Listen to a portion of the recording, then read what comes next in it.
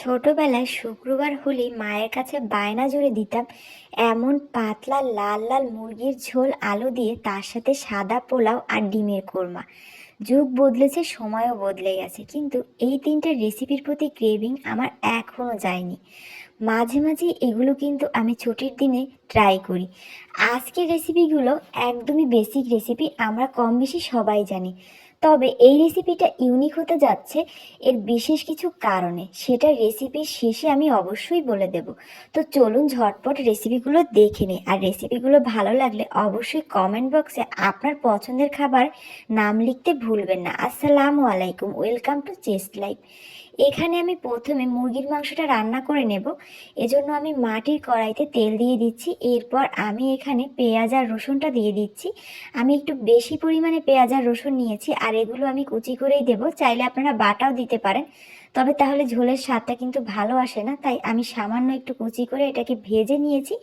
এরপর আমি এখানে একটা দেশি বেবি চিকেন দিয়ে দিচ্ছি। আপনারা চাইলে যে কোনো চিকেন অ্যাড করতে পারেন। আর চিকেনটা দিয়ে আমি এটাকে বেশ কিছু সময় ধরে ভেজে নেব খুব ভালোভাবে।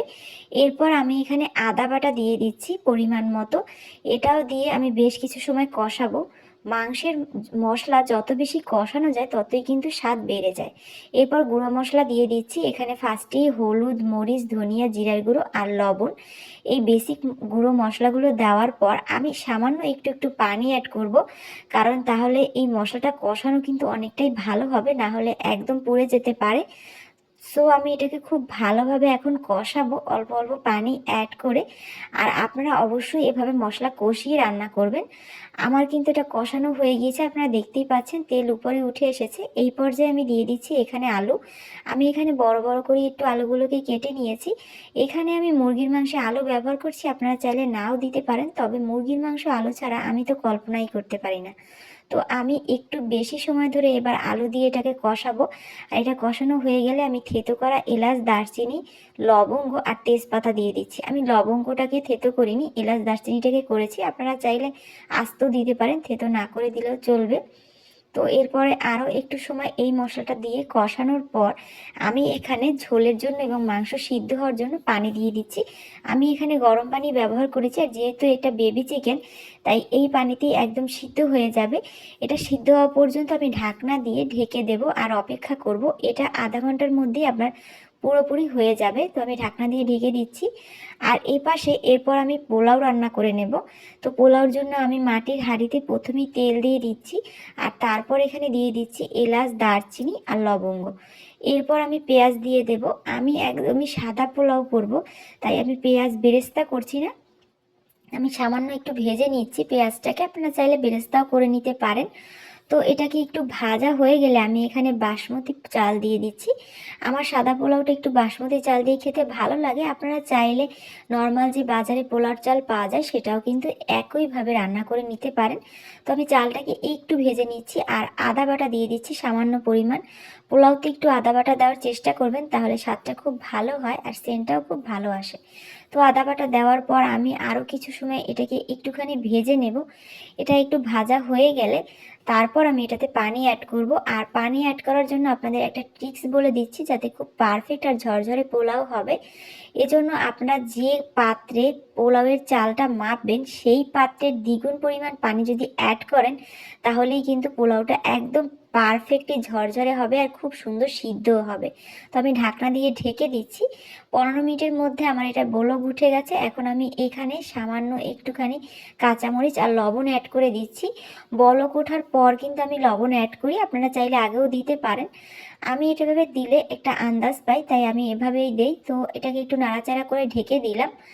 আর এপাশে কিন্তু আমার একদমই পাতলা মুরগির ঝোল তৈরি।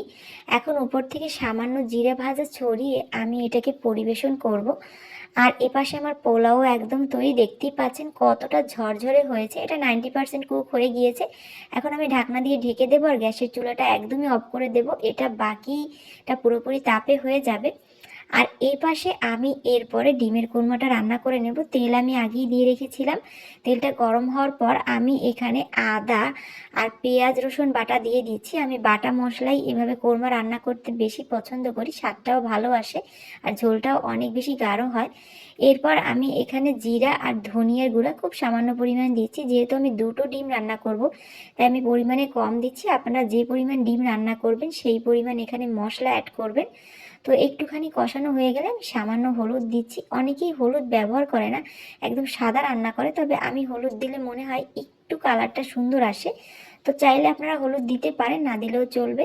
এরপর ডিম দিয়ে আরও একটু সময় এখানে আমি ভেজে নেব। ডিমটাকে আমি আগে একটু তেলে ভেজে নিয়েছিলাম সিদ্ধ করে। তো এরপর আমার কষানো হয়ে গিয়েছে, এখন আমি পানি দিয়ে দিচ্ছি এখানে কোরমার ঝোলের জন্য। আর আমি যেহেতু গুঁড়া দুধে রান্না করব তাই এই ঝোলের মধ্যেই আমি 3 টেবিল চামচের মতো গুঁড়া দুধ দিয়ে দিচ্ছি আর সামান্য চিনি দিয়ে দিচ্ছি। এই রান্নাগুলো স্পেশাল হওয়ার কারণ এতক্ষণে নিশ্চয়ই বুঝে গেছেন, প্রত্যেকটা রান্নাই কিন্তু আমি মাটির বাসন কোসনে করেছি।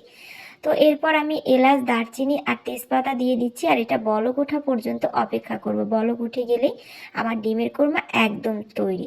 এই বেসিক রান্নাগুলো আমরা সবাই কম বেশি করে থাকি আর পারি। তারপরও আজকের এই রেসিপিগুলো আমার ছোটবেলার স্মৃতিটাকে আরেক রিভাইভ করার জন্য শেয়ার করলাম। আশা করি রেসিপিগুলো আপনাদের ভালো লাগবে। এমন আরও রেসিপি নিয়ে খুব জলদি হাজির হয়ে যাব। সেই পর্যন্ত সবাই ভালো থাকবেন। আল্লাহ হাফেজ।